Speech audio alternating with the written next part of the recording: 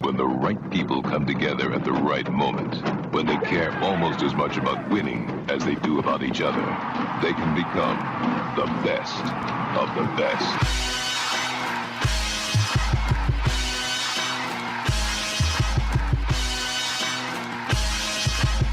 Welcome to the best soccer show, the best soccer show in the whole world.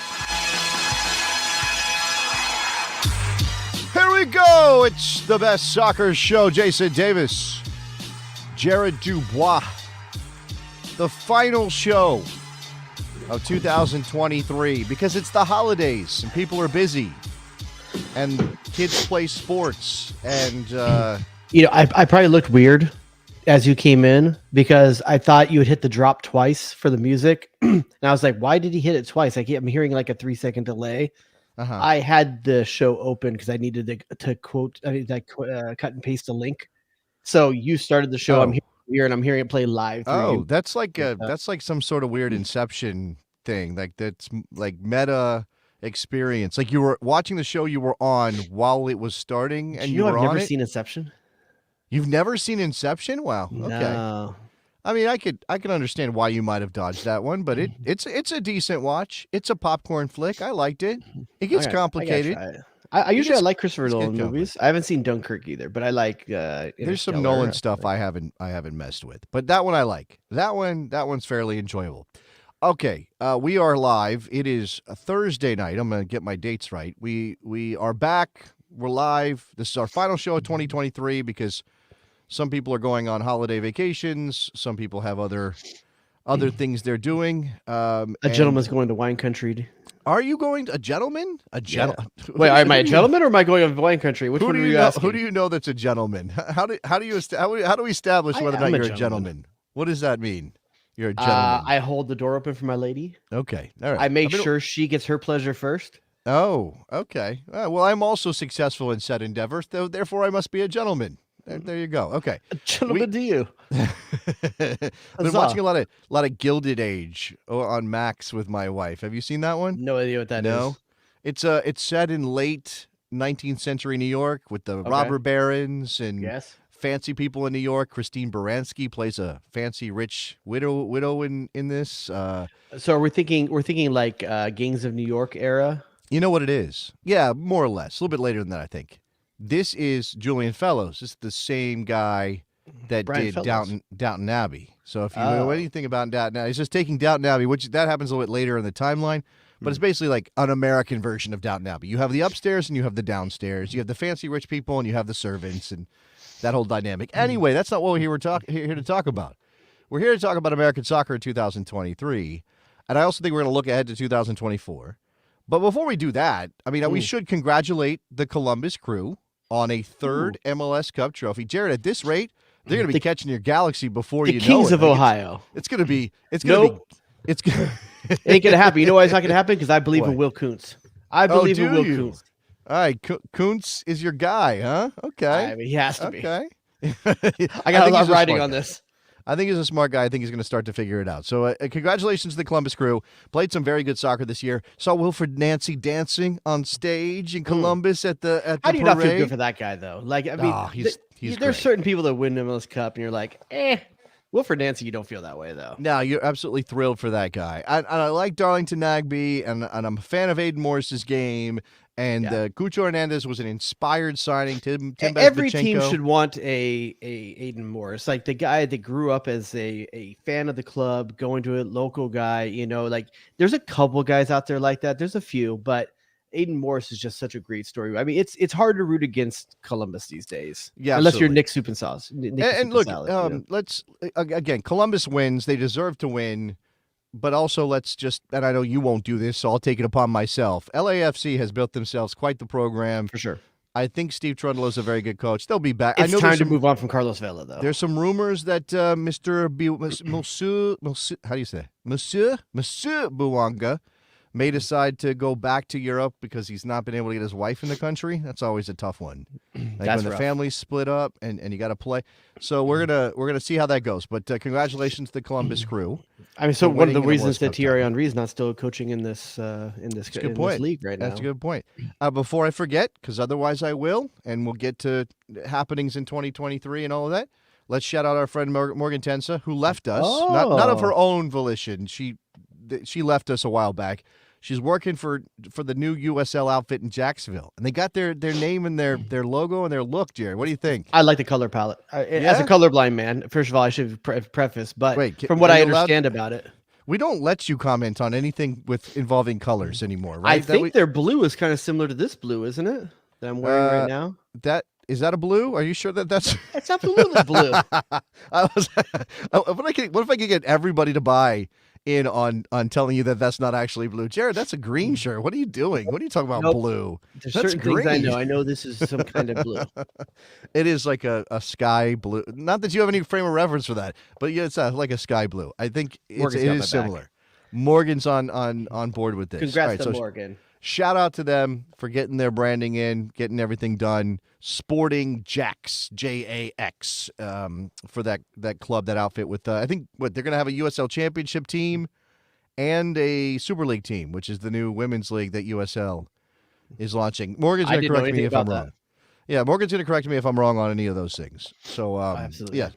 I expect some swag coming our way sometime soon. Oh. I'm just saying, does Morgan have that? No, you know what I expect, because Morgan understands my pain.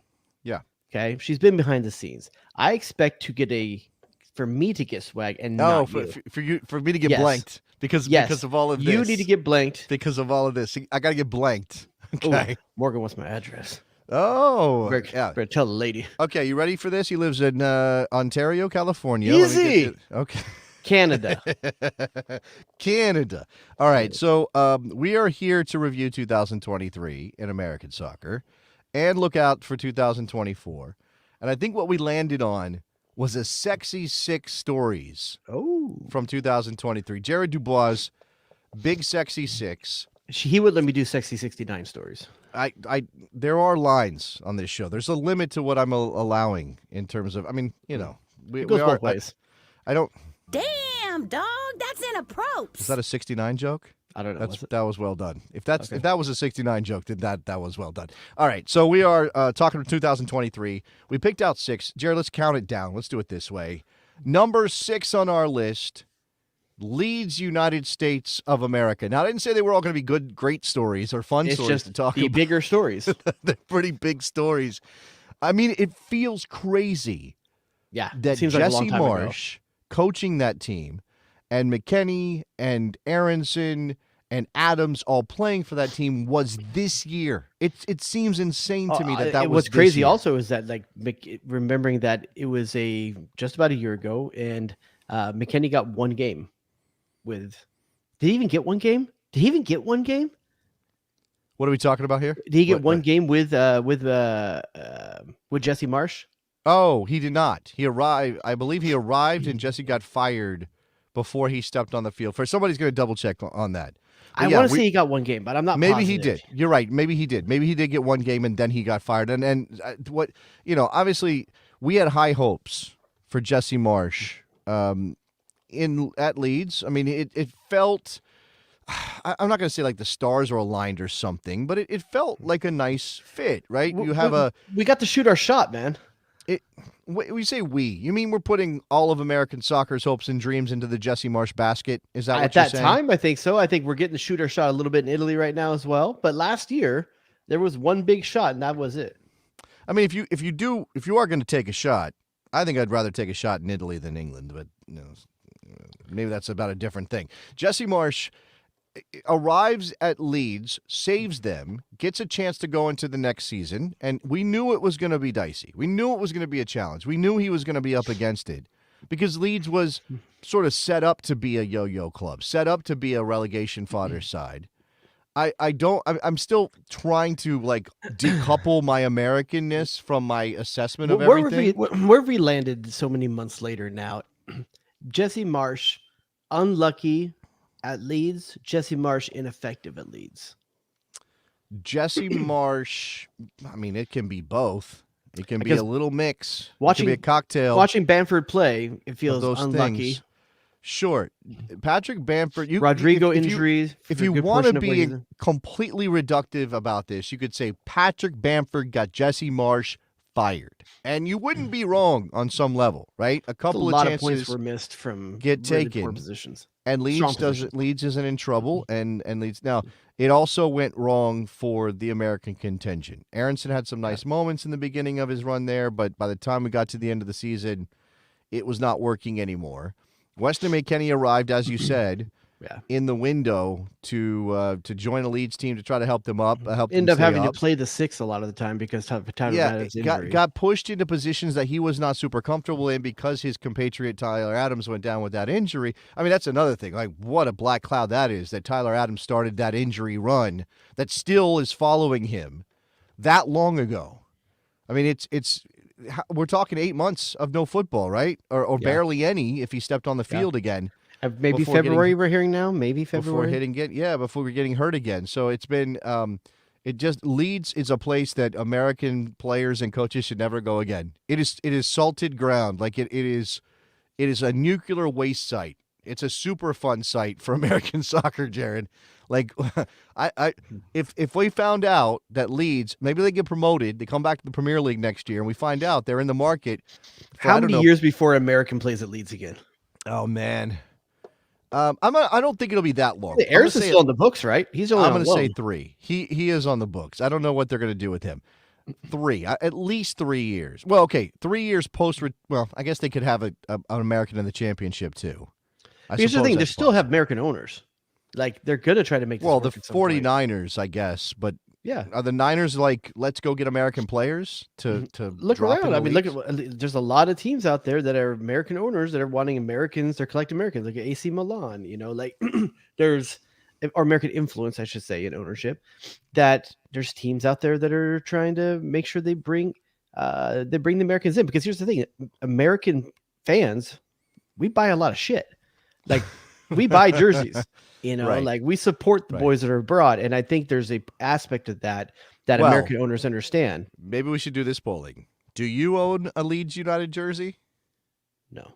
I do not either. I did not purchase one myself. I needed at least one season of success before I was going to invest. I think there's that. I'm also not in the business of buying jerseys anymore, and that's not a humble brag. That's just the fact. I can't justify spending money on jerseys. So did you get yourself an AC Milan one yet? I've actually moved away from wearing jerseys on a regular basis. I mean, that's the only way I could justify it. If I was going to wear it on a regular basis. And I hate to change the focus of the conversation. We still have 5 sexy things to talk about, although the Leeds thing isn't really all that sexy. I feel like I'm too old now, Jared. Unless I'm going to a game, I feel like I'm too old to be jersey in public guy. I'll be jersey to my own game if I need a white jersey or a light jersey or a dark jersey. Like No, if you are wear playing one jersey soccer, every week, though, I'm not gonna lie. Or you are watching soccer. I mean, if I went to the pub or the bar or went to watch a game with a bunch of other soccer fans, I'll wear a jersey. I'm just saying that for a while there, and this was really kind of a pandemic era thing coming out of it, I would just put on a jersey to go to the store. I would put on a jersey to take my kid to the park. I would put on a jersey. I know why you stopped. Too many impromptu conversations with people that want to talk to you about soccer. Then, no, that's not it. And followed by your obligatory. Do you know who I am? I've never pulled that move. I've never been like, hey, I'm a certain somebody. Yeah, if you wanted to hear me talk about this more, you can do it 5 days a week. Did you know that I have a radio show, Jared? Did you know? WNBC. That I have a radio show. I have half of a radio. Did you know I have half of a radio show, Jared? Nice. You got steak. Yeah, yeah. I got 50% of the share on a radio show. Leeds United States of America. It happened this year. It was not a fun experience. It is now over for the time being. Leeds is trying to get back up to the Premier League. Weston McKennie has gone back to Juve, and we'll talk about that later on in a different context. We have Brendan Aronson struggling, to be fair, at Union Berlin, right? I mean, who's struggling more right now, Gio Reyna or Brendan Aronson? Ooh, do you want to make that a pick your poison? Yeah, you want to do that right now? Let's go. The answer is Brendan Aronson by a country mile. I don't know. At least if you he's know getting how, a shot and he's failing. But how Gio long Reyna's the never country getting a mile shot. is. But Gio is. You can when Gio does play, and he got a cameo right in the Champions League. Looks good in limited minutes. When he does play, you see the latent ability, right? And I still think Brendan Aronson can be an effective player, but I've put Brendan Aronson squarely in backup option for the U.S. men's national team, squad player in a Big 5 league somewhere in Europe. And if he does start, he's going to be starting for a team that's a little bit further down the table. I don't think he's a championship player. I don't think he's a second Bundesliga player. We used to love the fact we had like 4 guys in the second Bundesliga. Woo! Brendan Aronson is better than that, but he's not going to be a star. That's not who he is anymore. Respect to Terrence Gio Boyd. can still be a star. He can still be a star. Absolutely. But it is sometimes you have to remember, dude's 21 now. He needs to be someplace where he's playing. He's not an 18 or 19-year-old prodigy at this point. You know, like 21-year-old. We should talk about that. And there were some on-the-field things that happened this week that have people, wagging their tongues. Number 5 on the Big Sexy 6 for 2023. And I've actually pulled a new drop for this. Here it is. Another one. That would be a drop for one Mr. B.J. Callahan, who led the United States in an interim role, although we had already found out that Greg Berhalter was coming back before BJ actually won the games necessary. The Nations League title, wins over Mexico and Canada. I think it was during World Cup we found that out. No, it was right before. It all broke right as they were in Vegas for the Nations League, Jared. In fact, they had the press conference with Greg Berhalter being all awkward and nervous because I don't think he was ready to be public about it. I think the day before the Mexico game, maybe it was after the Mexico game and before the Canada game. That's possible. Somebody is going to get that information for us. All right, yeah, it was in the Nations League window. It was in that period, and Berhalter was in Vegas. I just remember everyone saying that we tanked the Gold Cup because Berhalter was giving notes to BJ about lineup choices and stuff like that. Well, all the conspiracy theorists, that is. That was what was weird about it, right? And I don't have Berhalter returns on my sexy six. So is this stories. BJ sexy because of the brand of ball that was played under his tenure, or because of the result of winning the Nations League? Yes. No, not winning. Wait. Yes. Winning. Yes. Sorry. Yes. The answer to that question is yes. It's both then. Do I believe 100% that BJ Callahan is such a better fit or a better coach for the U.S. men's national team, and that's why they played, as well as they did the Nations League, and it sort of puts Berhalter to shame?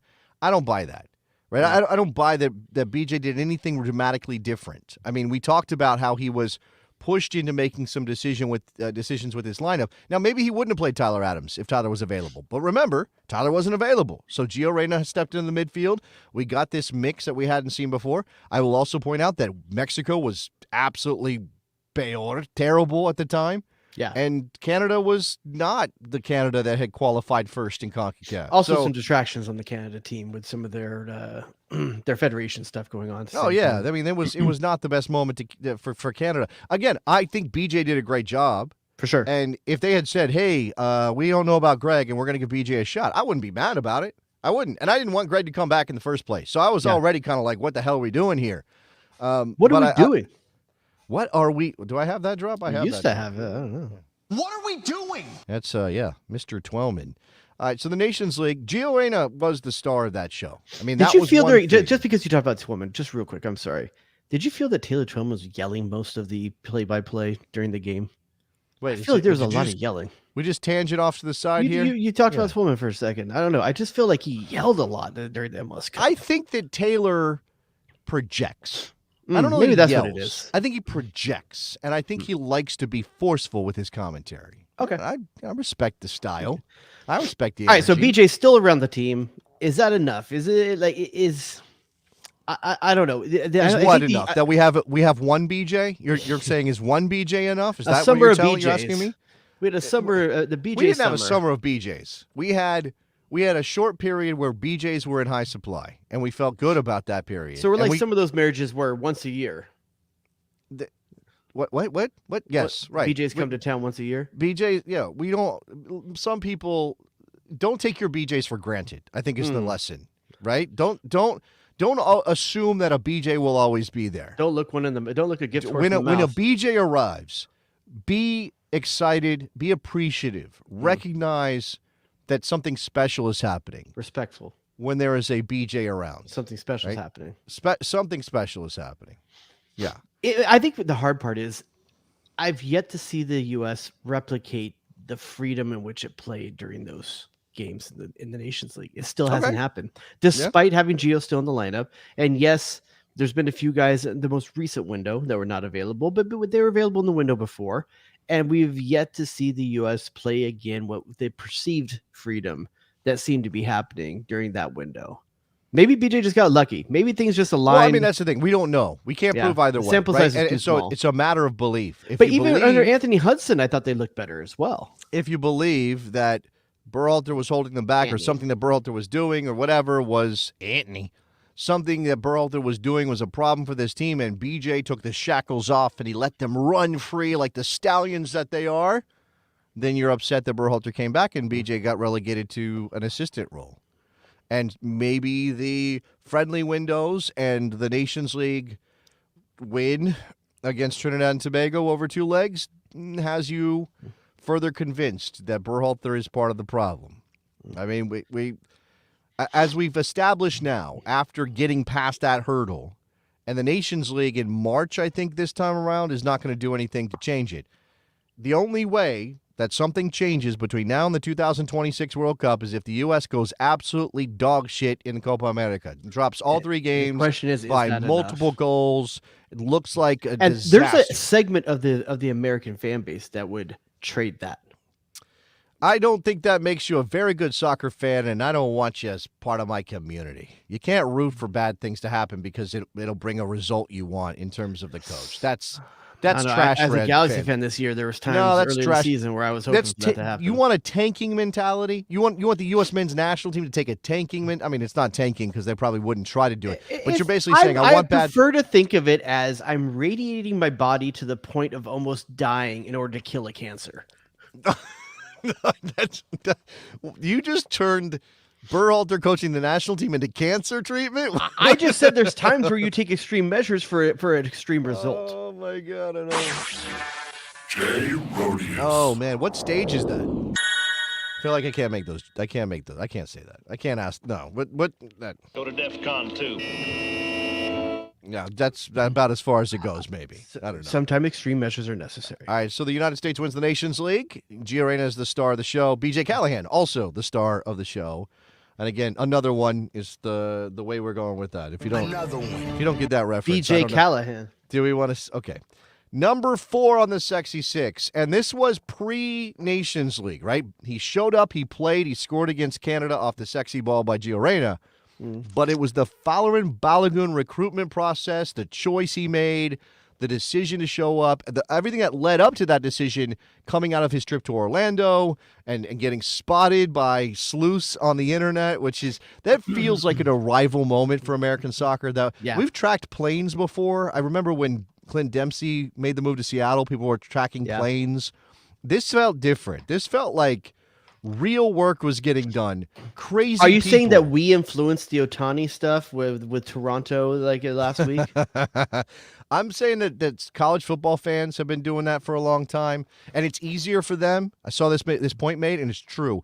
It's easier for them because so many of the places that college football happens in are small towns, and there's really no reason to go there unless you're going to be hired as the head coach or something of the football team.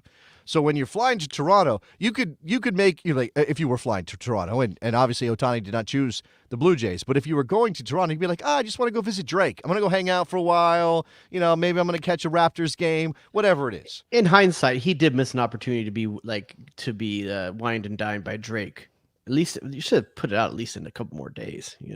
He got a $700 million contract, Jared. 700. He didn't miss out on anything. Now, is that more or less than Messi or Ronaldo at their prime? The pure value of a contract. I guess it's how many years. So I guess if you amortize over a number of years. Yeah, I don't know. He got a 10-year deal. I don't know if Messi ever signed a 10-year contract. He would probably sign a 5-year deal and then another 5-year deal. I think he had more than 70 million a year at certain points. Yeah.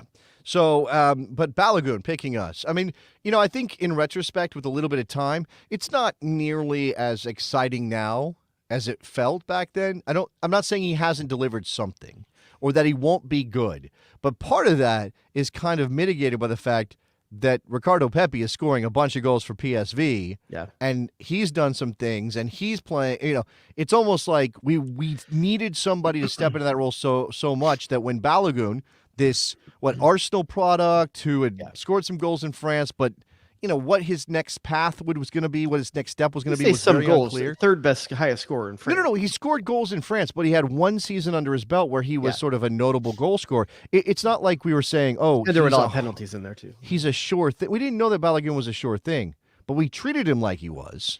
I think for the Balogun story and why it ranks so high on our list is that the journey was so fun. The ride was fun getting there. It was unique. It was different. And it really felt that the U.S. fans made a portion of that happen. I don't know that he's playing in the U.S. had the fan involvement and engagement have been so high. Yeah, I think that, he said, part of. And plus, who doesn't want to play where in the world is Carmen Sandiego? Right. He said part of the reason he chose the U.S. is because the fans were so crazy in his mentions and all that stuff. And, there is something to be said for that being he played in CONCACAF. A little bit of desperation on our part. Like we were the desperate ones. Like we wanted to date to the prom so bad. We were out there with the ghetto blaster above our head playing way too loud. Yeah, absolutely. We were the ones sending flowers every single day. We were like doing research. What kind of cookies does he like? Where does what kind of what can we get for him that he really we were. Whereas England were like whatever, we're fine over here. Like we don't. What if you want to choose us? Okay, cool. Yeah, but we're not gonna bench Harry Kane right now. Yeah, that's not happening. So, but again, exciting, and there's still a lot of potential. And if we have multiple options who can score goals at the center forward position, I would appreciate that. That would be a good thing to have in 2024 and beyond, right? I think, yeah. And part of that, Balogun's out. Part of that is that storyline. Also, we can talk about in the year in review. Our tank top that was for sale for the Sun's out, Balogun's out. Okay, assholes. Sun's out, guns out. Yeah, we made them Baloguns. Shout out to Nikki Soup and Salad's lady who designed that for us. Off my idea. I'm going to say my idea. Yes, Mrs. Soup and Salad. She went ahead and did that for us. You can still get the that. chick that gets the sausage. I think it's still available on the the Best Soccer Show as it warms page. Up again, perhaps. Which, if you're watching this on the video. On the YouTube. I don't think I ever remember to put links in the YouTube description when we're done or whatever. If you go and get the podcast, the link to the show merch page is always in the podcast notes. I will try. Oh, look, Jared's producing the show. That is strong work. I don't know if the link is in the description, though. I don't know if it's there. Nicholas Soup and Salad was in charge of that, and he is no longer with us, or he's not here tonight. Oh, anyway. shoot, he died? No, he's still around. Yeah, no. I mean, he lives in Ohio. Kind of same thing. Jared, he's still got plenty of sausage to give. Don't worry. He is a proud fan of the number 2 team in Ohio.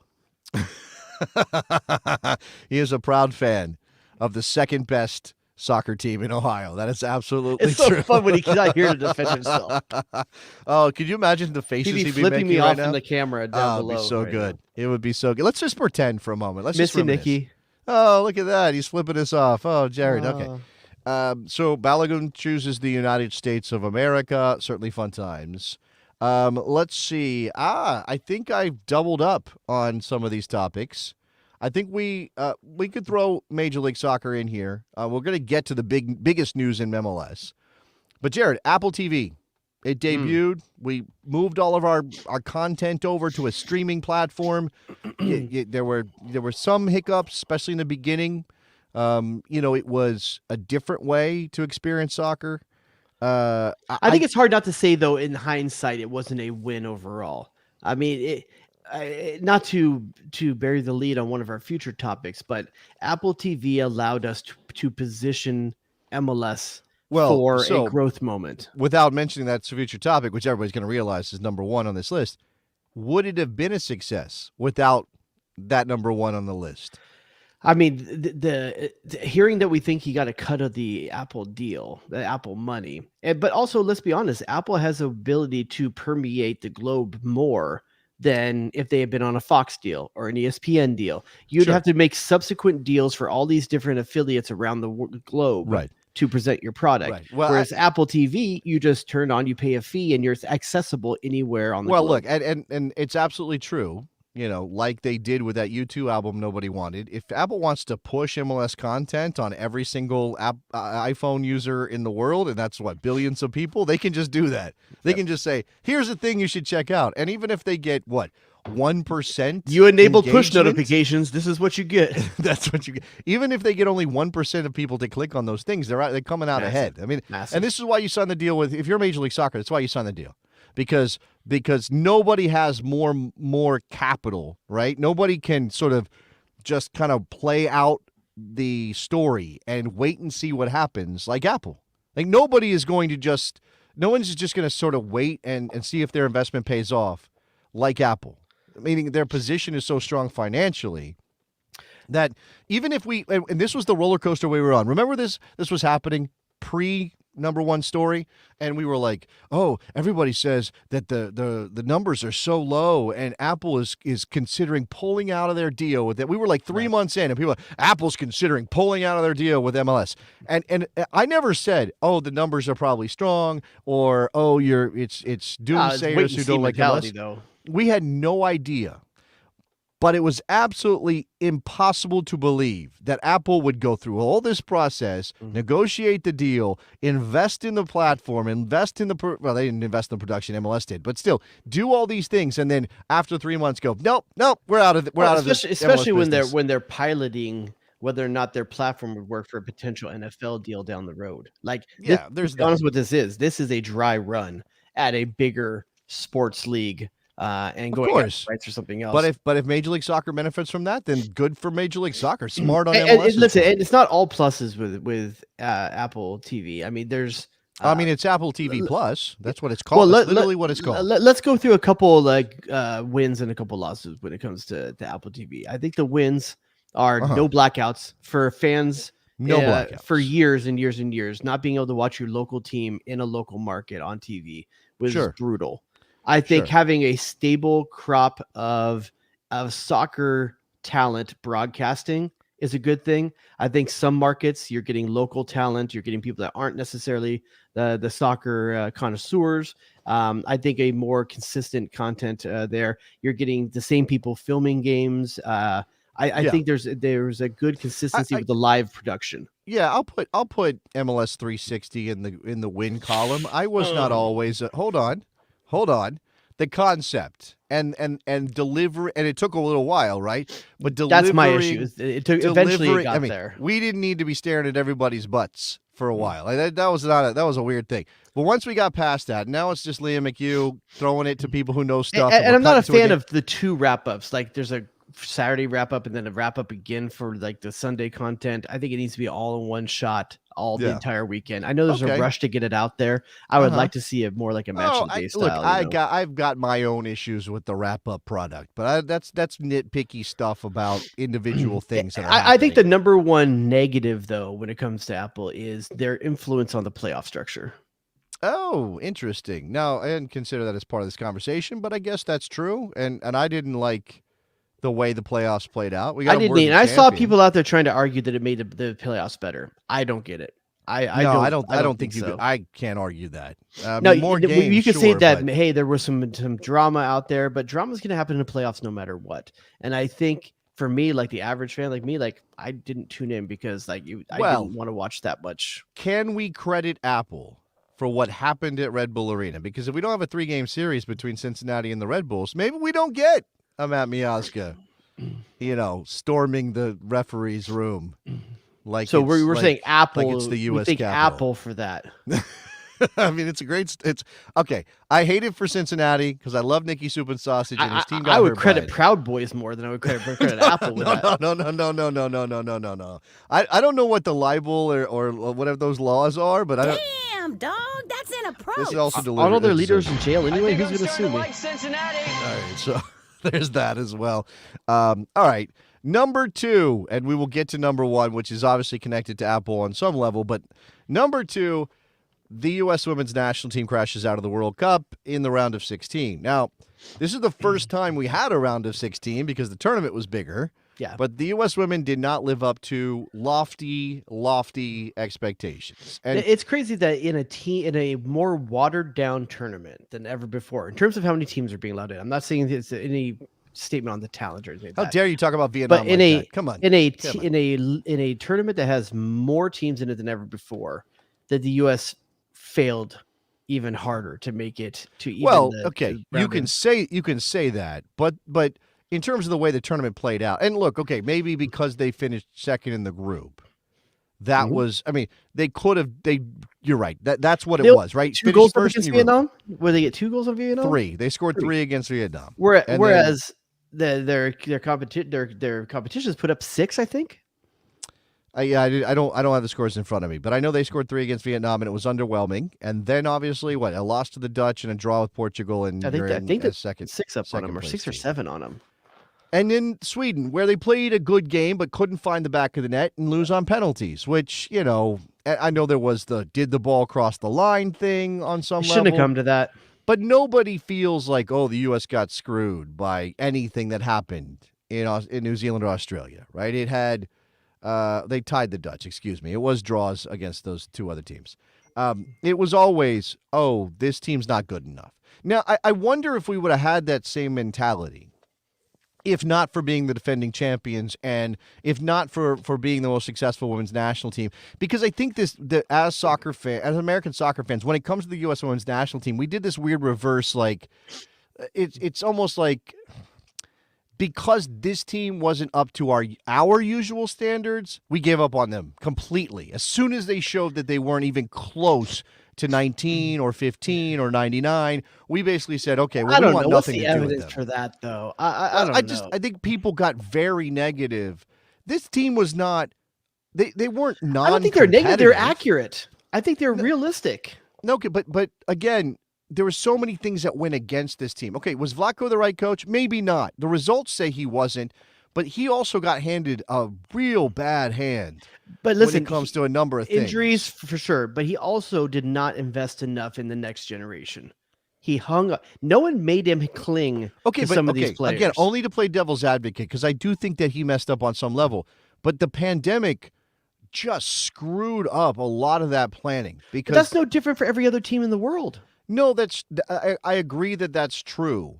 But if I don't know how to say, well, okay, Spain dealt with it but overcame it because of X, Y, or Z, which is what Vlatko should have done. I don't know. I'm not going to act like if Mal Swanson wasn't healthy that the U.S. maybe doesn't make it further in that tournament. I also don't buy this shit. I do not buy this at all. Jackie says they were pretty cocky and it rubbed people the wrong way. I didn't see that. Where was this cockiness that everybody's talking about? They didn't go in assuming that they were going to be champions. I didn't hear that. Maybe other people did. And I know there are people who don't like what do you want an athlete to do? Not be confident in themselves? I mean, I don't want them going in going, we're just another team in this tournament. I want them to say, we have a history. We're the U.S. Women's National Team. We expect to win because we think we believe that highly of ourselves. Now, if it's proven that you're not, okay, you eat your humble pie and you fix your program. And I think they found the right coach, and it's not 2024 yet, and we don't have her in the job, but I think they found the right coach. Yeah. And I hope the players look. I hope Mallory Pugh gets back healthy for the Olympics. I hope that we have replacements in a couple of places. I don't know where Sam Hughes is. I'm not sure that her career. Gal Kemper's already back. That's nice to see.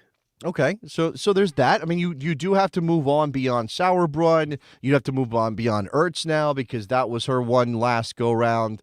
There are good players here, and as much as they lost a generation or lost a cycle, so to speak, I'm not going to be like, oh God, this is a disaster and the sky is falling and the end of the world and all of that. It was disappointing. I like this from our boy Nicholas Murray. There's a certain sort of fan that finds everything the U.S. men's national team does cocky. I mean, look, when you've won back-to-back World Cups, it's really hard not to look. Let's be honest too. There's a segment of American society that doesn't like the political nature of the U.S. women's national team. Certain elements of the U.S. women's national, not all of them, some of them. Some of them are more vocal than others. Some really like Carly Lloyd. Some of and obviously Carly Lloyd is of a very different mindset when it comes to her outlook on a number of things. All right, so there's that. The U.S. women's national team out in the round of 16 of the Women's World Cup, and in the Olympics coming next year. We'll talk about that. Number one, and yeah, of course, it's Lionel Messi coming to America. And, you know, if you said, number one, we had the whole whirlwind situation, right? It was, okay, Messi's probably leaving PSG. Will he go back to Barcelona? Will he take a $1 kajillion to play in Saudi Arabia, or will he take MLS? Do you think he does a loan the first few months of 2024 to Barcelona? I don't want to talk about that yet. Let's talk about what happened, not about what's coming. All right, because what I was going to say is that I think if outside of a competitive environment, it's one of the bigger upsets in sports, period. The fact that he came to MLS at all? The fact that he chose Major League Soccer, and I know Barcelona, that was too complicated. But the Saudi Arabia money was so massive that for him, even if people were smart enough to say, well, he doesn't really want to follow Ronaldo, and does he really want to take his family to Saudi Arabia? Even if you could find reasons why he might not choose Saudi Arabia, 99 times out of 10, 99 times out of 100, what does an athlete do when presented with a situation like that, Eric? They go where Pitbull is. Wow, sorry, that was really bad. My bad. Jared, I'm tired. Don't make faces at me. I need your pity right now. Not your. You need something right now. You need something right now. Yeah. Okay. Let's just pretend it didn't happen. Have you called him Jared yet? What do you do? What do you do when your wife says the wrong name in bed? Do you just you stop? I know and you stare at her? haven't. I know you haven't. I have actually called him Jared, and I have actually called the show the wrong show a number of times. Look, it's the complexity of my life. So yes, upset. Do you view it as an upset? I don't view it as an upset because I think for years this rumor's been out there. I think we were always even money with with Saudi. Even. I think us plus perks equals the same as Saudi straight money. I think there's an elevated spotlight with him coming here. I think there's a Latino base that would support him culturally here. I think it was easier move for the family. I think there are plenty of things that made us even ground despite the monetary difference. Okay, yes.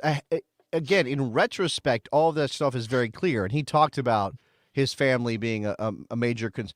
But lots of rich people take their families to places where culturally it's not a great fit for a year or two or three. And then, okay, well, now we'll go to Argentina. Now we'll go to America. There's also the aspect of we don't know how much Miami told him about.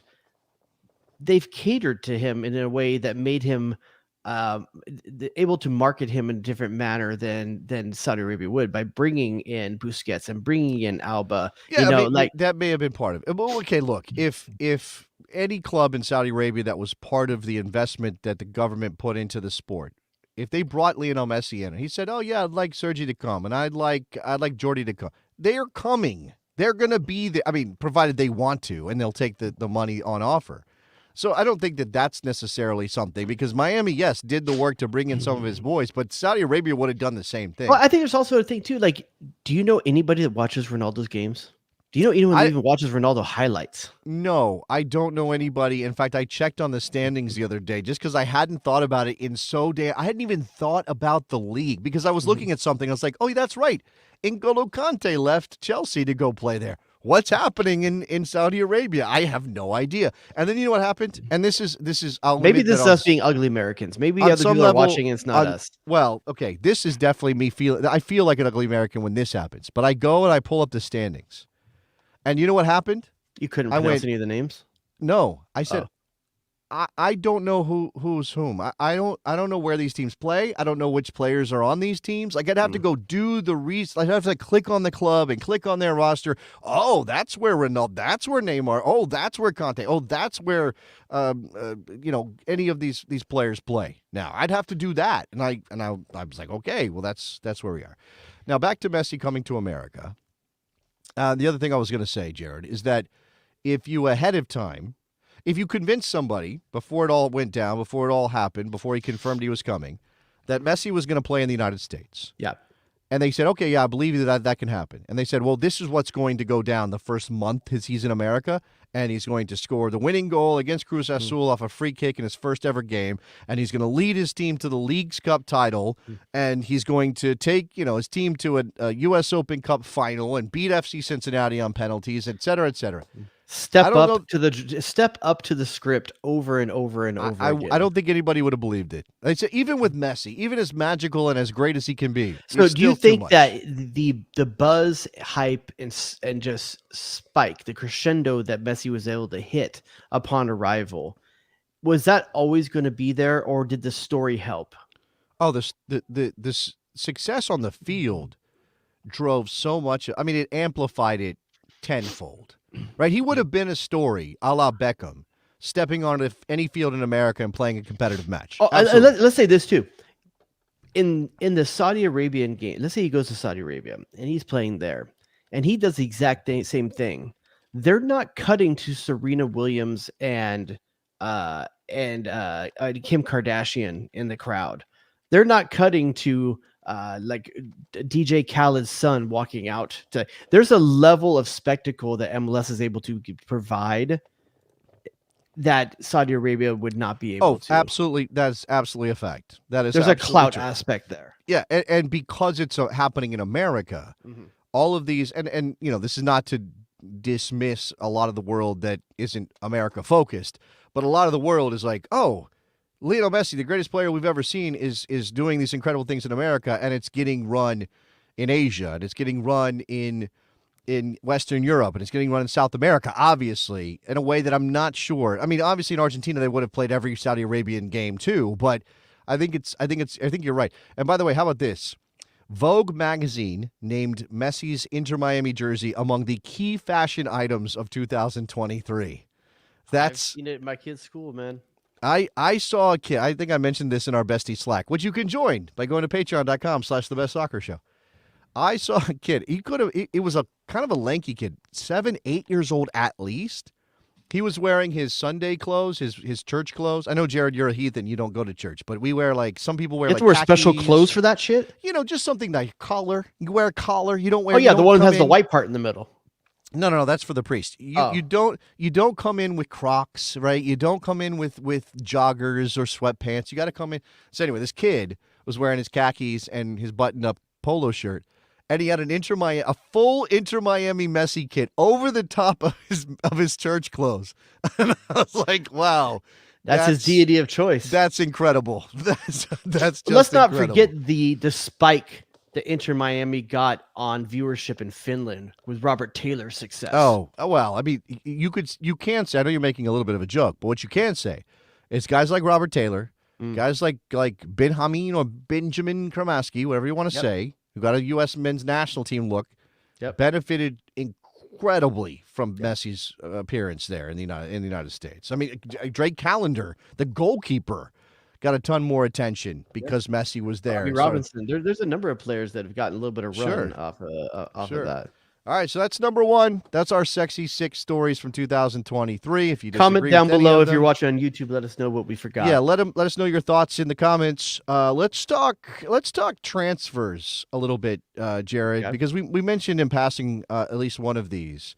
Top 3 U.S. men's national team player transfers this year. Let's do this. What's your number 3? Let's count it down again. Number 3 is I might be cheating because I'm not sure if it's truly a transfer. The guy's playing for a different club than he was at the end of last season, but I think the fact that Weston McKennie was able to stick it out in Juventus, come back from Leeds, and earn what seemingly undroppable spot in Allegri's team. Yeah.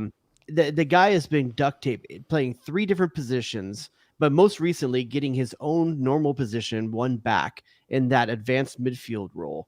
I mean, he is a big part of what Allegri's doing at top of the table in the Serie A. What we're learning about Weston McKennie is, I mean, look, it didn't go well at Leeds. As well. What'd you say? When he's in shape, he plays well. Well, so I don't know I don't know how out of shape he was at Leeds. I think he thought he needed to put some muscle on for the Premier League. I honestly think that. Maybe. He played a ton, and as we mentioned before already, he played out of position at Leeds, which didn't help. It didn't help how he looked, right? And obviously he was saddled with a lot of responsibility from Leeds fans who were just pissed at everybody, and it was just spraying. Everybody was going to get it from Leeds United fans. But what we learned about Weston, and I do think it counts as a transfer because your certificate has to go, et cetera, et cetera. Let's just call it moves. I mean, it's a move either way. I mean, moves is sexier anyway than transfer. You don't say, like, I'm going to make the transfers on you. You say, I'm going to make the moves on you. I got moves. I got some moves. So Weston McKennie back to Juve, proving that he can play at that level, and they're leading the league right now, right? Last I saw, I'm not sure if a game has played since then, and something's messed up. But over the weekend, they had hit top of the table. I know they don't have Europe, which is a nice thing. I mean, and also Europe. I don't think they have a very sexy offense. I think they're doing it by being a very compact team that's pragmatic. I don't know over the course of the season if that's going to continue to serve them well. We'll see what kind of moves they make in the transfer window over the winter. Yeah. Number 2. I'm going to take number 2. And I know we've had some votes for a different American player to the same club, and I guess we could throw a little bit of love in his direction. But I know we're all pissed at Serginho Dest. Like, I know we're all hot because of what happened in Trinidad. But Serginho Dest finding a place to actually play some soccer because he is still one of the best U.S. men's national team players and, the starting right back when available. Him going to PSV and getting locked in for a team that is just owning the Eredivisie at the moment. And not just that, successful in the Champions League as well. I mean, they look quite at home, even playing against the likes of Arsenal. Like, Dest out there nutmegging fools on the London team. Yeah, I will say, it'd be nice if he nutmegged a fool and then did something else after he nutmegged a fool. It'd be nice if he nutmegged a fool and then didn't get a red card. Like that. Right. You go out there and nutmeg some fools, but don't nutmeg some fools, then argue at the ball going out of bounds, and then punt the ball. I think the reason why this one comes in at number 2 is that the dude was so out in the wilderness. I mean, you wore out your welcome at Barcelona. You wore out your welcome at AC Milan. And if you look at Calabria, he's not a hard guy to displace right now. Yes, he's the captain, but he's not playing well. Like, Serginho Dest wore out his welcome at 2 of the biggest clubs in the world. And we're being honest, you could make the argument that the number 2 or even the number 1 spot in this conversation is not even a player. Ernie Stewart, in his move to PSV, bringing and taking the chance on Serginho Dest, Tillman and Pepe. I think what we're learning, like I don't know, and have an undefeated start to the season through December. I don't know that Ernie's responsible for everything. Obviously, he was a Greg backer. He gets the credit. You get the credit. No, I'm not talking about the credit at PSV. Hold on a second. Wait till you hear my full point before you cut me off so rudely. Okay. Ronaldo would never. I'm not sure that I'm going to blame him for anything necessarily. Like, I don't know how far to blame him for what happened with the U.S. men's national team. And there was some reorg stuff that changed, whatever, and we're throwing people underneath him. And then he's, he's backing Greg, and then he leaves. I don't know. Right? Ernie Stewart is a smart guy. I know Union fans are kind of they have a mixed opinion of him after his time there. Maybe the man just needs to work in Dutch in order to be a. This is the second time he's had success. You look at Alkmaar, AC Alkmaar before. Like, the guy has done well both stints. As long as he can speak Dutch on a daily basis, he's going to do a great job for you. That's what I'm trying to say. Like, I don't know if the U.S. men's national team thing was. You got to think. You got to think that there had to be some conversations and convincing he had to do with shareholders to bring these 3 Americans in with the money, especially with the amount of money he spent on Pepe to sit the bench, to be a bench player. Yeah, but he's doing it in Holland and even at a club like PSV, funds are limited relative to a lot of those big European clubs. And if they say, hey, you can get this Ajax-bred, formerly wanted by Barcelona, AC Milan, whatever player on the cheap, he's going to say, yeah, I don't care if he's American or not. I'll take that guy. And then obviously Ricardo Pepi proved himself at Groningen at the end of last year, and or last year.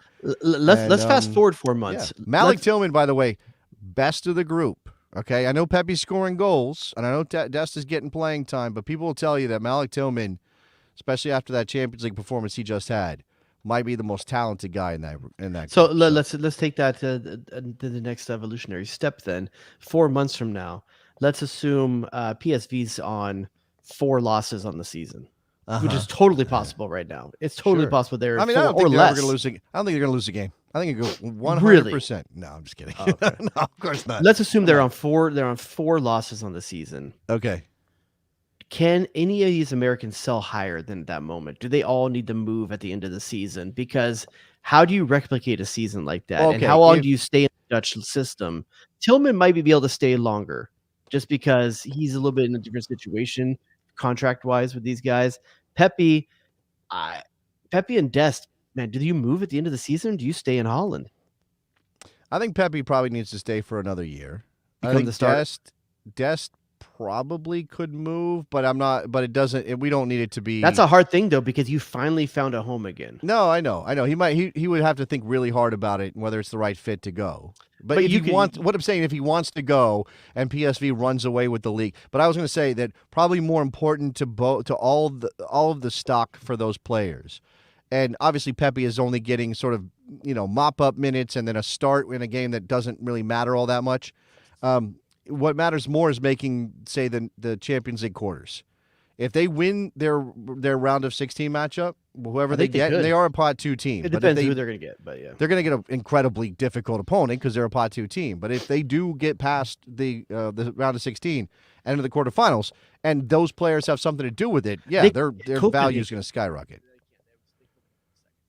No. They can't. They're going to get. They're going to get one of the big dogs. Whether they're 2 English teams, 4. You want Dortmund though, right? Probably. They just had Adeyemi go down with the injury this weekend. We don't know what the nature of that's going to be. I would say you would be betting on trying to get someone like that. Yeah, I think that's probably right. Dortmund is dangerous, but they're dangerous in a different way. You don't want Man City. You don't want, Bayern Munich. You don't want, you don't want any of those Real Madrid. You don't want those teams. Yeah. So we'll see what happens with PSV. That's Monday for the draw. Okay. And number 1, I mean, there's no doubt about it, but we might as well talk about it. And I was thinking about this, Jared. When we heard that Pulisic was going to Milan, and we presumed and we had every reason to believe that he was going to start on the opposite side of Rafael Leao in that front 3 for Pioli, I think I said that if he ended up with, 15 goal contributions, that would be an incredible season for him. Did I say that? Goals and assists. I don't remember what number he said. We had a number that was north of 10. I know that. It was maybe 12, something like that. We said, that would be a great season if he had 12 goal contributions. He's got 9, right? 9.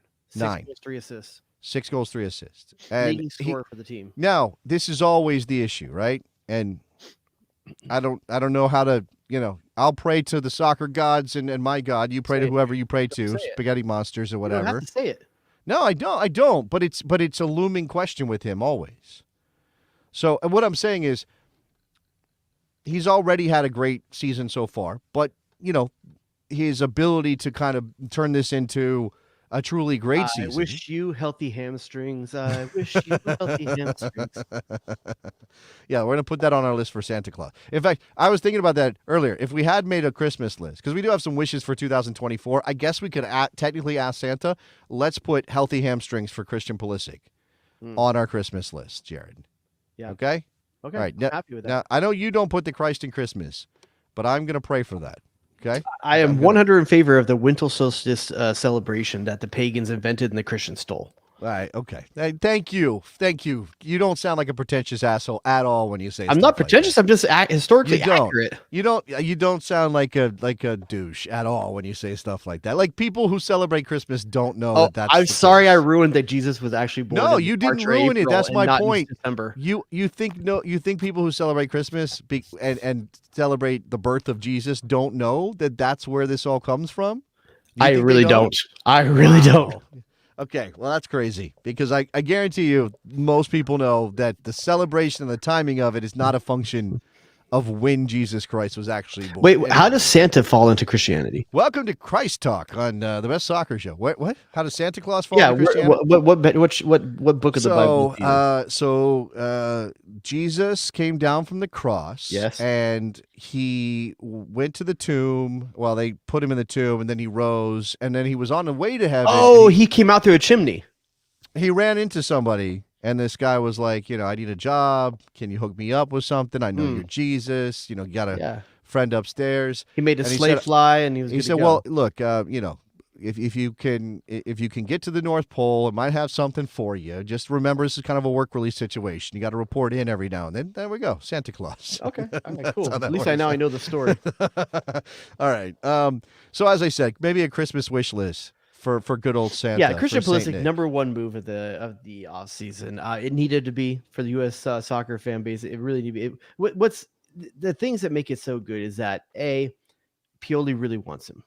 I mean, he definitely wants him. He's a big part of it. The problem is Pioli's on the hot seat, and you wonder what does that mean for Christian Pulisic if he gets axed sometime here soon. But also, what's impressive is that many of these goal contributions have been while Leao's been out. Yeah, yeah. The ability to step up. Some of that, yeah. I mean, I think his, and that's the thing. Like, so I think he scored a week ago, 2 weeks ago against the team where it's like, okay, whatever. I mean, it's important, right? You need points in the league. I'm not saying that every game isn't important for AC Milan and what they want to accomplish this year. And he did score. They lost that game to Atalanta, right? But he set up the goal for Jovic. It was 2-2, and then set up the goal for Jovic, right? And they ended up losing that game. But he actually lost the ball in the final third when they had the red card and they were playing down with after Calabria red card. He's the one that lost the ball that led to the goal. Okay, well, I mean, look, there are going to be good moments and there are going to be bad moments. He's not a perfect player. Yeah, he scored. He scored against Frosinone, right? And that's not, you don't put that on your resume. But the goal, that's the one where he chipped, right? Or was that the Atalanta? That was the ball from Magnan over the top that he brought down with the touch. And then he scored for Newcastle against Newcastle on the midweek. I mean, obviously a simpler finish, but he's there. Giroud he's in the right spot. That's where he's supposed to be, right? And Oh. Giroud saw him and made the right pass. Anyway, he's having a good season. He's scoring goals in important moments. Obviously, they're out of the Champions League. That sucks. That hurts a lot. Then there's but I mean, it could be worse. They got Europa. I mean, I don't know if AC Milan is a prouder club than that, but there's a chance to win that tournament. Be sure of your Champions League spot next year. A bootleg addition to the number one transfer spot. With a shout out to Yunus Musa also. That's being we're grounding himself in the team. Musa, I think, has not been able to show himself as much as I would like so far. He's been playing just consistent and solid, but he's had a number of I think 3 chances he should have finished and had goals already this season. Just haven't been coming off for him. I think defensively he's been good. I think from a possession base he's been good. I would like to see him get a little bit more involved in the offense because Rangers is just not able to do it. Yeah, I mean there's some growth still for a 20. Did he just turn 21? Is he even 21 yet? I think he's 20. He's 20. He's a 20-year-old kid. He's accomplished way more at 20 than I ever did. Whatever that means. All right, let's go through a quick list now that we've talked about transfers. And speaking of transfers, I'm not even going to bury the lead. I mean, I think we have some team success things that we have on our list, Jerry, when we scribble this out to Santa Claus. But number one, in terms of transfers, is Gio Reyna getting the hell out of Dortmund? That is number one on my list for accomplishments. Yes, that it's time to go. I mean, just look at the conversation yesterday. What is that conversation with Mats Hummels and Terzic after the game? Well, it doesn't look good. It doesn't look good. Gio's a fiery guy. I think they know he's a fiery guy. As his hair tells me. He doesn't like to hide away, does he? I don't want to read too much into that, right? In the midst of the fight, or right afterwards, right? Adrenaline is pumping. You're competitive people. That game, your team just won the group. What are you arguing about? No. I understand, but I don't know. I think I said this on this show a couple years ago now that I like that Gio's a give me the damn ball asshole. Like, I feel like we've been missing that in the national team for a long time. We haven't. But I want to be a give me the ball asshole when you have a starting spot. Because it's hard to get a starting spot when you're that get guy. that. I get that. I just don't know that you can ask somebody to like flip a switch, like, oh, I'm going to be a humble, hardworking player, and then all of a sudden, oh, now give me the friggin' Let's embrace ball. this conversation for a moment. Where does Gio go that is the right level for him that is still at least equal to Borussia Dortmund? You don't want a guy to take his back. No, that's not. Time, if you're not worthy of starting minutes No. on Dortmund, where are you going to go that's equal stature that's going to get you minutes? That should not be the equation here for him. I don't think he needs to be thinking like, oh, is this team in the Champions League? Are they capable of winning a group? No. I mean, Dortmund is this. They're a yo-yo club, but they're a yo-yo club that only goes like this. If he goes to Brighton, what I mean, no. Yeah, I'd be happy at Brighton. I'd be happy with him at Brighton. I think that's the level. I think that's a level. No, but I don't want him to go to England. Sorry, let me change it up. I don't want him to go to England. I want him to go to Spain or Italy. And I think Italy, and we've got a shout for Bologna. They're in 5th place in Serie A right now. You're not going, and I know that's Joey Saputo's team. So there's always a little bit of a Napoli maybe? with that. Napoli would be incredible. Napoli would be incredible. Yeah. I don't know about the mechanics of that, and if Dortmund would be willing to send Gio off to a place like Napoli or even Bologna at this point. But man, Villarreal, who's in the Europa League right now. I mean, I agree with you. I'd like to see him in Spain or Italy. That his style of play, the more time on the ball, the smoothness that sometimes those leagues run rather than physicality, I think could be something. And let's also just be honest. Someone with Gio Reyna's physical issues might get destroyed in a league like the Premier League. He's fragile? Are you saying that dude. He's glass? Look at Pulisic. He's made of glass, that guy? He's like... I'm not saying it. Like, his body's telling us that. I know. And that's the thing. Like, what's tough is who takes a chance on Gio with his injury history, which doesn't always predict anything, right? There's this thing that happens that you get labeled, oh, he's an injury-prone player. And I know Pulisic's got a history like this. If the injuries are sort of to different parts of the body, then what you've got is a player who plays in a way that causes them to be in bad positions. Would you rather? Here's another pick your poison for you. Oh, okay. Is this the final one in 2023? Is this? Would you rather have Gio Reyna at, let's say, a lowered? Let's see. What was the team we were just talking about? Frosinone. Frosinone. Would you rather have a Frosinone where he's potentially going to be a key part of that and a team that's at risk? Mm-hmm. Or would you rather him be the native son of Manchester and go to Manchester City to be with Holland again as a team player? No, I will say that this is a moment. Now, look, Kevin. He's Manchester till he dies. Some other things in there. There's some things for Manchester City that you're telling me if Holland gives him a call and says, I want you to come here, he's going to say no to that. That's his boy. Man. He gave him rides to work. Do we honestly believe that Pep would trust him at all? Really? Pep just midfielders the key to the game, but he gives him the freedom that Gio wants. I know he gives him accountability, which he won't like. I don't know. There are a couple of guys at City that already kind of fall into the same player type category as Gio, and I just think that until that's sort of sorted out. I get like, it. If you've got a Foden and a Grealish, what'd you say? Your team Frosinone, okay. I guess I'm team Frosinone. I hate that. But that's what a pick your poison is. It's a binary. So I'll take Frosinone over Manchester City. Yeah. Man, Gio could be sitting on a Champions League medal at the end of the season. Yeah, but he wouldn't play a lick. I mean, he only gets a medal if he plays enough minutes to qualify for the medal. He wouldn't even get those minutes. He wouldn't. Native son of Manchester. Native son of Manchester. I know. A legacy. Dad's a another legend, one, right? Another one getting in there. Another one. All right. What else is on the list? The U.S. Women's National Team doing something at the Olympics. Please. Rebound, baby. Let's go. Let's return to the scene of a great triumph in 2019 and repeat the feat. The roster's last 2 games have been exciting. The games have been exciting. I mean, I have a little bit of hope, but the problem is they're not getting the games against those elite European teams that let you really know how they're stacking up. Yeah. That's the tough part. Yeah. They look good against England or the Spain Mexicos and the or... Chinas of the world, but you're not playing the Netherlands. You're not playing Sweden, like it's tough, but I like the direction that the team is going. And I like that the new coach is taking big swings. Like, hey, all of you, I'll see you later. Maybe Twyla's playing with with free money. It's not going to be her gig. I mean, I don't know if she's taking how much instruction. Is there another coach that could literally put her thing on the table and be like, no, I'm doing this? Because there's no women's coach with a bigger name and a bigger resume that could just swing the weight around with what she wants to do.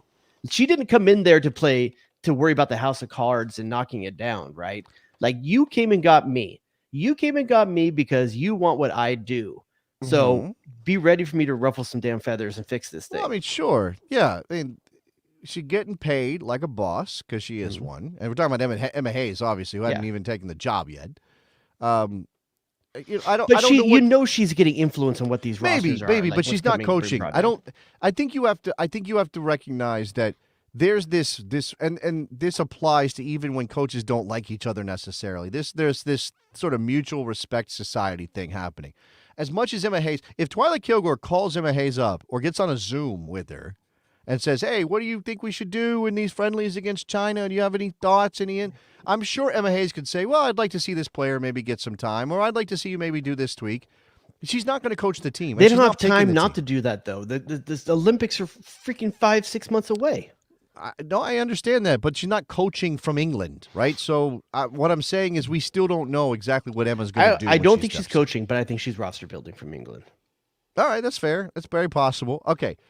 So the level, and somebody's mentioning the men, and they think the men might do better at the Olympics than the women, which until I see that men's roster, I can't possibly tell you if I believe that. If you took the true best 23 men, under 23 men, but that's not what's going to happen. I mean, is Ricardo Pepi going to play in the Olympics? Because he's eligible, but he's probably not, he's ready for Copa America. He's going to play Copa America. So, and there's a number of guys. Gio Reyna, Yunus Musa, are all eligible. They're not playing in Olympics. They're playing in Copa America.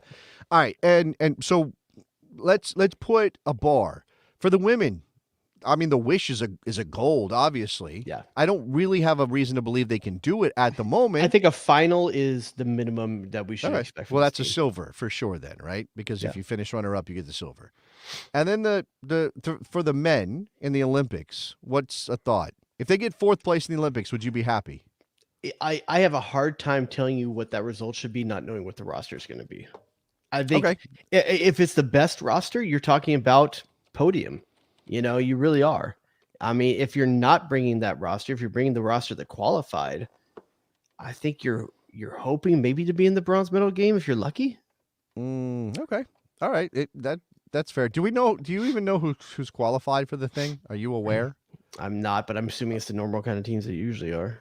All right. So it is France as the host nation. Thierry Henry coaching that team? Or is he doing U20s? I think he's doing U20s. Out of UEFA, Spain, Israel, and Ukraine are the three UEFA teams, which is interesting. The African teams are Morocco, Egypt, and Mali. Then you have New Zealand. What we don't yet know who the CONMEBOL teams will be, and there will be two of them. We don't yet know the Asian teams, and there will be three of those. And I guess there's also an Asian-African playoff that will deliver one team. I feel like Japanese teams are always good in the Olympics. The other CONCACAF team, do you remember, Jared? Were you paying attention? CONCACAF team that made it. Shocking. Think Canada make it? No, shocking. You would not. Honduras. No, go deeper. Deeper down the list. Deeper. Deeper. I'm a Curaçao. No, you're not too far off. You're actually not too far off. Kitts and Nevis. No, think bigger island, but less soccer focused. Dominican Republic, Cuba. Dominican Republic made the Olympics out of CONCACAF. Nice. That's a fascinating thing to have happened. That was the U20 World Cup, is what CONCACAF rather. U20 CONCACAF tournament qualified teams for the Olympics out of CONCACAF. So we didn't have to do that U23 Olympic tournament like in CONCACAF, which we always seem to lose to Honduras in the semifinal and miss out on the tournament. So there's that. And last but not least, the U.S. Men Copa America 2024 our wish for Santa Claus. I mean, can we ask him for like? It's sort of like asking for what's the biggest possible toy a kid could ask for right now. Like I would say an Xbox, but that's not the thing anymore. It's some other PS5. Are we on 5s now? What are we That's on? what my kid wants. Okay, so asking for a PS5 is like asking for a Copa America title. Can we ask for that, or do we have to be a little less greedy here? I think like maybe Santa. you go for a Switch and you just hope to make the Final Four. Okay, now we were in the semifinals in 2016. Got rocked by Messi in Argentina, but we made the semis under Jurgen Klinsmann. In the 90s, I think we made the semis. Yeah. Is that too low a bar? Dude, we just lost to Trinidad. All right. All I'm asking for is a little. Maybe the whole point of this, of asking this to Saint Jesus Nick, is that you take a leap of faith and you ask for something that's not Saint Nicholas Soup and Sausage. What did you say? Saint Jesus Nick? I don't know. Saint You told me the story of how they're connected. I Saint don't know. Nicodemus. That's a thing. Okay. The Holy Trinity of Rudolph, Santa, and Jesus. You ask Frosty, but it's a quad situation. Maybe I'm setting the bar too low. I think a semifinal right now would satisfy me, and I think a semifinal keeps Greg's job. Okay, what if it's lost in the semi but win the third place game? I think is Greg's that job necessary? Is safe then, yes. Okay, but I'm saying can we move the bar up just a tick? Because somebody's saying we finished fourth in 2016. Why not go for third? And that's sort of the level. I mean, look, just like in 2016, they made that run to the semis. You don't look at this tournament and go, you know what?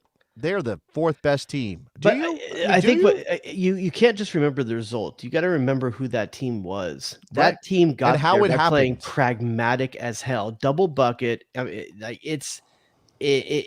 double pivot, empty bucket. Like parking the bus mentality. That's how that team got to the Copa America semifinal. Would you want them to play that style and replicate that result? Or do you want this team to play to the potential and where they're going as a team? The result is what the result is. I don't know if you remember. I remember covering that tournament. It feels like a lifetime ago. Do you want to hear how that tournament went for the United States and how they got to that semi? You ready? Do it. Okay, so they lost to Colombia in their opener 2-0. They then beat Costa Rica 4-0 and beat Paraguay 1-0. I think that was the game in Philly that I remember covering. John Brooks was incredible in that game, if I remember correctly. And then in the quarterfinals, they beat Ecuador with goals from Dempsey and Zardes. Let's be honest, that's a soft second round matchup. And then obviously in the semifinals, rocked by Argentina 4-0, and then lost to Colombia, who they'd already lost to once, in the third place game 1-0. So they lost to the two teams that were the only true players. Colombia and Argentina. Yeah, and that they faced. They lost to the two good teams. You could say Paraguay might be a team that this isn't Paraguay of now though. Like this is Paraguay a while back. This isn't Miguel Almiron Paraguay, you know. Right. I mean, yeah. I mean, we could talk about like who's improved and who hasn't. I mean, the group they had was Colombia, Costa Rica, and Paraguay, and then look, if they're going to be a pot one team, or we have pot one draw, right? They have the draw. Yeah, we have Uruguay. Right. Too many things Panama, are happening right now. Uruguay, Panama, and Ecuador. It's Uruguay that scares everybody. Yeah, obviously, right. There's Bolivia, right? So, yeah, it's Bolivia. Bolivia. Those are the teams, and they should get out of that group. And obviously, if they beat Uruguay, Panama looked great in the summer, though. But that's the test, right? Beat Uruguay, set yourself up and give yourself a chance, and then we'll see. All right. Any other business to end 2023, Mr. Dubois? No, I think to all the listeners, thank you for supporting us this year. Remember, if you want to keep in touch with us for the next few weeks, you can do that on Patreon. We'll be in there talking with the besties on there. You can get that at patreon.com/bestsoccershow. Yes. And also you can get all of our bonus content on there as well. Is there gifts exchange this year on the Patreon? I forgot to go into the Festivus for the Best of Us Slack. Don't think anybody's organized that yet. I don't think so. Probably too close now. Yeah, I mean, we're getting up against it. I actually head off to Puerto Rico in 2 days. So that's part of the reason why we don't have any more shows for the rest of 2023. 23. Yeah, you're going to be off these next week or so. Then I'm going to be off the week between Christmas and I do New work Year. for Puerto Rico. I do the radio show, but sometimes it's a little bit too difficult to do this thing. It's a little bit weird. Although some of those shows, if you go back and find them on YouTube, are pretty funny. Cameras falling all over the place, bad connection. Everything echoes. Step in with concrete walls. Sausage. Concrete walls, yes. The wonderful home of my in-laws. It's got concrete. Everything in Puerto Rico. It smells of chicharron. I mean, you can't do better than that. When you say chicharron, what do you mean? Well, I know it's not the style. Like for me, a chicharron is fluffy, crisp, like you're talking about the skin. I'm talking about the skin. Yeah, yeah. Where I know a lot of places, including Puerto Rico, is probably more of the wet, it's more of a wet chicharron, right? Chicharron in Puerto Rico is largely just the dry pork rinds, as far. Oh, okay, so it is okay. You would call like carne frita is the pork that's fried in the way that some places call it. That's my understanding. I might be wrong about that. I wanted to throw in here at the end, since we've gone extra long anyway, that so I don't have any plan necessarily for this, and I don't know what the besties might want to see, and who knows if anything will come of it. But with my new schedule, because I have shifted from my midday show, which was fun for 8 years, to the afternoons, working with American soccer legend Eric Winalda. I get to work with, I was going to say two legends. Now I'm thinking about it. Yeah, I work with two legends. I work with two great legends. One incredible friend and one soccer legend. How would I say it that way, Jared? Is that okay? I am pretty good on the field. But since my schedule has changed, I'm finding myself with a whole lot of free time from basically the time I get up until about 3 o'clock in the afternoon. Nice. That's the dream. So, I mean, it's not, though, because unstructured time is it's the worst. I'm like, how many times can I tinker in my shed for a couple hours or whatever? I mean, that's not a euphemism. I literally what do you go mean out to my shed. I'm not tinkering. I'm wondering if anybody would want some bonus content, a couple of days a week, something live maybe. I don't know if I can recapture the magic of soccer morning necessarily, but something would be fun. If you have any thoughts, in fact, if you yourself want to jump in and do something, and I'm not against doing a tandem thing. You'll never replace Jared Dubois. That's impossible. But you could try. You could give it a shot. You could take a crack at it. So maybe hit us up. Let me know. Either in the Slack if you're a soccer. bestie. The name could be like Soccer from Home or Remote Soccer. That's actually not bad. Yeah. Wasn't that what? How about the home game? Who was like Steven at home or whatever? Wasn't that what Colbert did during the pandemic? Oh yeah. Yeah, it was like that. Yeah. All right. So that's just a thought to finish out 2023. For everybody who does celebrate, Merry Christmas. Well, I know you celebrate it, Jared, so I'll say it to you. Merry Christmas. And that I open presents, yes. Yes. Happy New Year. Feliz Navidad, And a happy He has risen to you, sir. Prospero año, all of those things. Anything else, Mr. Dubois, before I hit the button and get us out of here? That's it. Love you all. Have a good holiday. Bye-bye, everybody. Bye. What are we doing? Can I get a manager? Can I please get a manager? The Sausage King of Chicago. Go to DEF CON 2.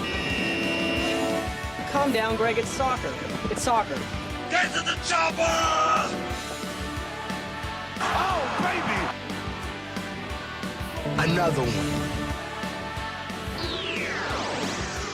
Oh, it's incredible!